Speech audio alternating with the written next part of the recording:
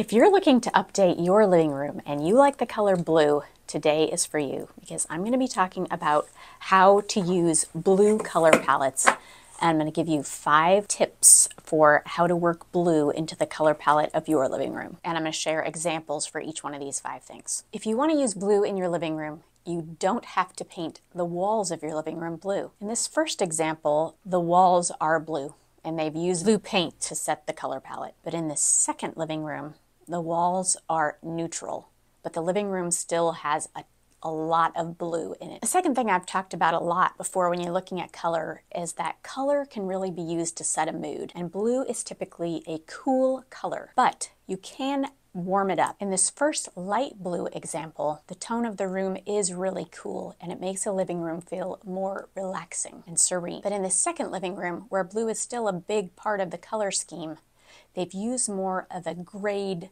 shade of blue that gives it a warmer feeling, and they've also used a lot of warm accents to make the space feel more cozy. Just because you're using blue doesn't mean the space has to feel calm and relaxing. It can feel warm and cozy. It just depends on the shade of blue that you use and what you pair with the blue. Tip number 3 is when you're setting up a color palette, you want to use what's called the 60-30-10 rule, or you can look at that as pick a dominant color and then use some accent colors. If you want to use blue in your living room, it doesn't have to be the dominant color.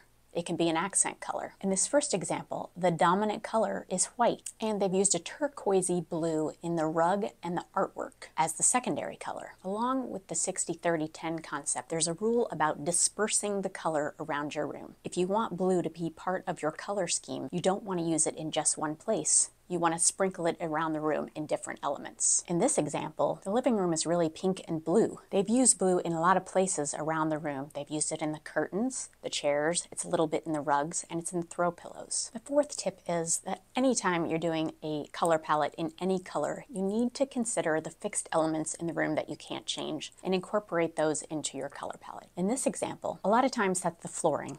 But in this example, there are also wood beams that are usually expensive to change or paint. So they've worked these beams into the color palette by using that same wood tone in some of the furnishings. They've used the blue as more of a secondary color. It's in the rug, it's in the upholstery, there's a piece of painted furniture, and it's in the throw pillows. And the fifth thing is to consider whether you like a high contrast or a low contrast style of room. This coastal living room is a high contrast example because there's a lot of contrast between the white and the blue in the room. But in this example that we saw earlier of a light blue living room, it's a low contrast because a lot of the colors are in the same range. So I hope you'll think about these 5 things if you want to use blue when you're redecorating your living room. Comment below on the color that you'd like to see next in the series, and I'll try to find examples in every style. And if you don't know what your style is, I've got a style quiz that shows you examples of all the different styles so that you can figure out which one speaks to you.